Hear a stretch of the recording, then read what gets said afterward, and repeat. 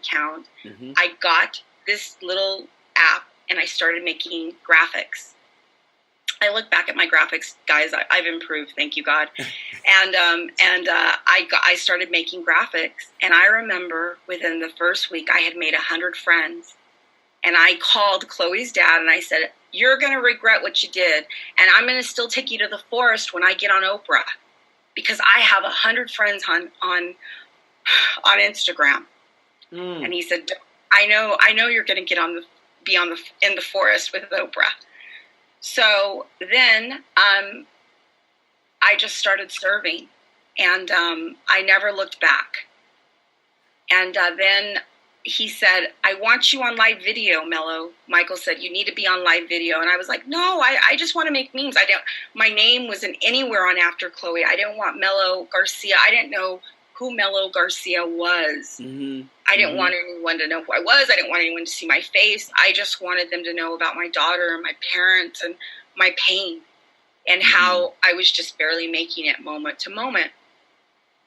So then he invited me to Minneapolis, and he had an event, and we went to St. Louis, and we did an event. And at that moment, I knew that it was never going to be the same. And what I mean by that is that I knew that I was in it to win it. And so by then, all full force, went on Periscope, made more friends. And I continue to make friends on Instagram, and that's how I make it through. It's serving others is how I make it through. And I know that was a really long-winded answer. As a podcast host, I would be like making faces for you to cut it. But and I'll cut you off right now. But I wanted for the audience to really hear your story, and I really wanted to hear your story and get a good sense of all of the things that you've done and relied on, which is just your resilience. Resilience through all of these different losses, but your creativity and your resourcefulness. Like to be able to reach out to somebody you don't know, right? And this happens to us all the time. Like we'll see the little ads on Facebook or wherever, and we'll say just something about that day, that time, whatever it is, in that moment, we say, let me just click. And that could be the moment and the thing that changes your life and the trajectory of your life from that point forward. And what is amazing and incredible about your story is you could have easily thrown in the towel. You could have easily listened to that voice that said, you know what, give in to loss. But you said, no, I'm not going to give in to loss. I'm not going to let it take anything else away from me. As a matter of fact, I'm going to build from absolutely nothing, right? I mean, you had something, but in a lot of ways, it's the whole concept of building from absolute darkness and absolute nothingness. You can create whatever you want. And here you are, you've recreated a new you.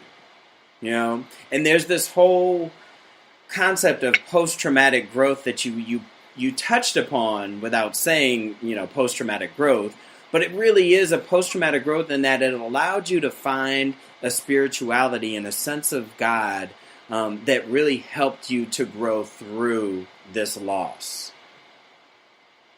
Just incredible. I commend your fight. Your fight. And it is a process, right? So it's not just that one day you wake up and on July 23rd, 2014, you found the golden ticket and it's all sold and settled. It's a process. Oh yeah, and it's funny if you would research Michael Gevin, he's the videographer for Tony Robbins, and he's with Lewis Howes right now, or he was with Lewis Howes. He's the guy of the guy, and I think if I would have known who he was, would I have? No, I would have never reached out. But I think that we are placed in situations, we are put where we need to be, yep. and whatever we believe. Whatever that force is, whatever that is, the divinity, the God, the source, whatever you choose to believe, because I don't want that to dissuade you from hearing my words, to know that I am not any different from you. I am not any different from anyone listening to this. We are all in this journey of grief and impossible together. And it is impossible, but you still have to find that driver, that reason. Yep. And that was my, that's the only, that is the only answer that I have, because it, you know, otherwise we tend to think that it's so much easier for Jane or Joe down the street. Right. Yep. And I don't think that if anybody wants to like think it's been easy, it's not easy. It's not a cakewalk. It's not, you know, it's not. But is it worth it? Absolutely. Yeah.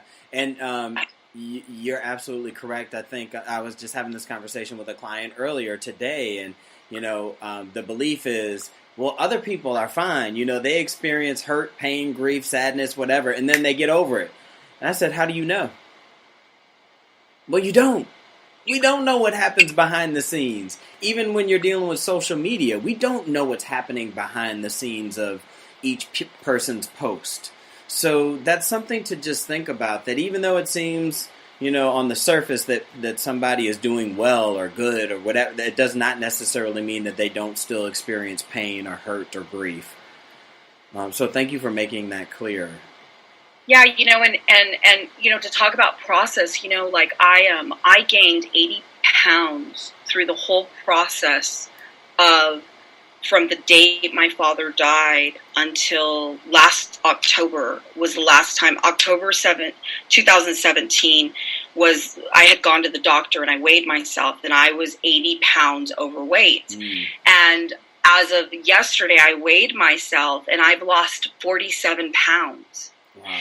And I barely am publicly talking about it because I was very hesitant. One, because I was afraid I wasn't going to be able to keep the weight off. And number two, because that is a lot of the post-traumatic stress. That energy with the food, that food was my best friend. So it was a lot of grieving this past year of the food. And a lot of my post-traumatic stress, a lot of my stuff was, if you noticed, I didn't get to go to Jack in the Box, right? So I would spend my evenings and my time would be at restaurants and eating food. And that was my feel. And so what I really had to get down to is like, what do you want to be filled with? And so you can't be front and center talking grief, being unhealthy. It's not about the way that I look. It's being unhealthy. And so today, like, you know, when we do the online summit, right, that's going to be coming up this coming December, you look at me and you'll see the difference. And like, again, what's the difference? Is it that I have the golden ticket and you don't? No, it's that I have had to do the work and create the processes to get healthy. There we go. Physically, not just emotionally. And that's a process, because trust me, friends, I love me some supersized fries and double whatever from wherever and fried, I'm in. But I had to learn the balance and to be healthy. Right. And so that comes with grief.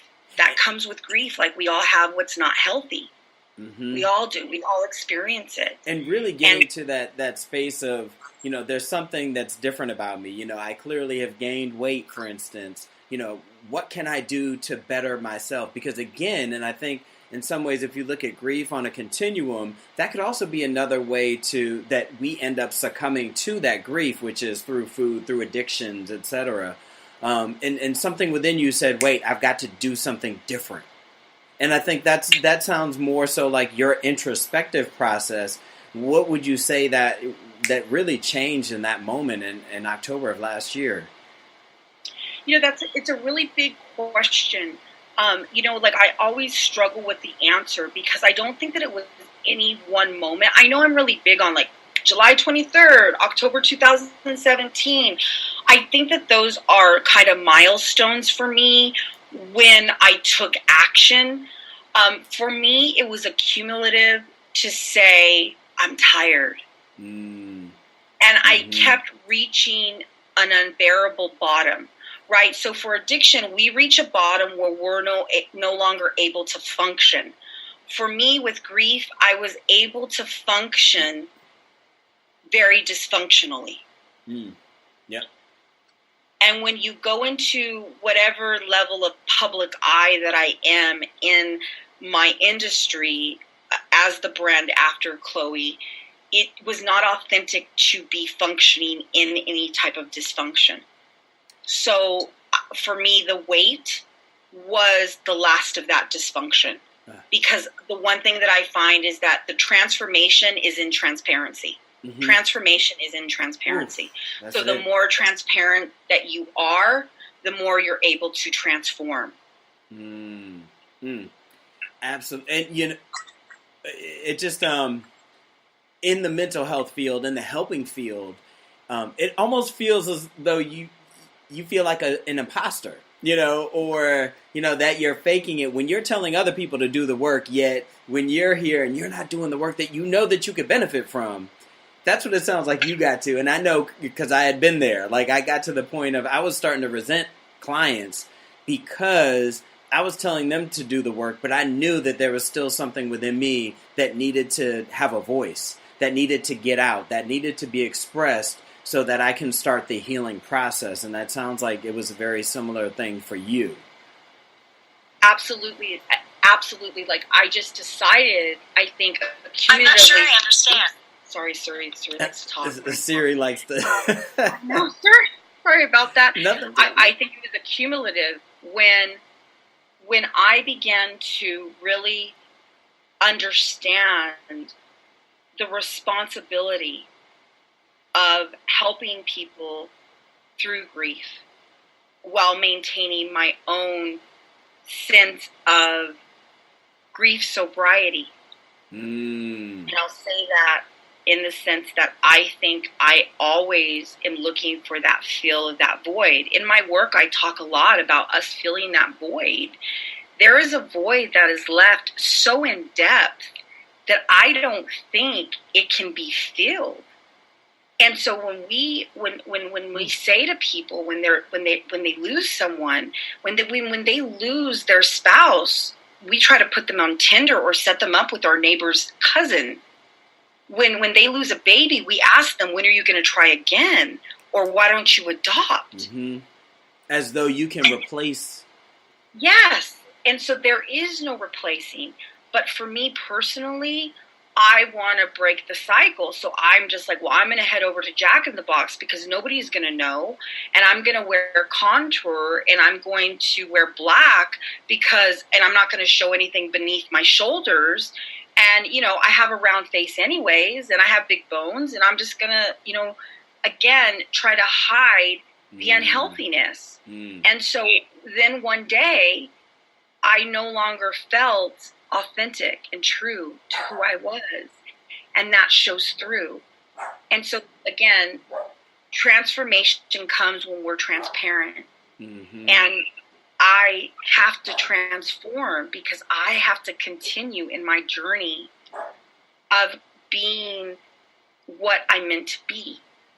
And so I wish I could tell you, oh, it's for all the people, and it's for is it again for myself? Absolutely.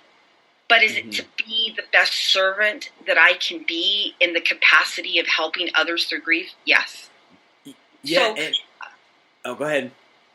So I think the answer is that I think that you have to, again, be careful that you're not functioning in dysfunction and you believe that you're fully functioning.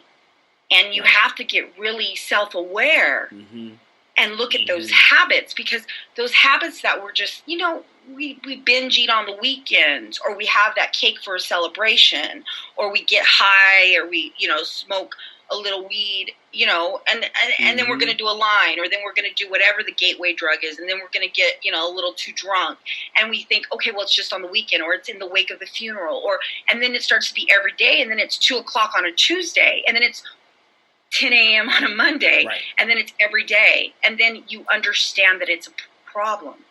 So grief will be that segue to that. okay, well, alcohol is a depressant, so maybe you shouldn't be drinking or doing that depressant.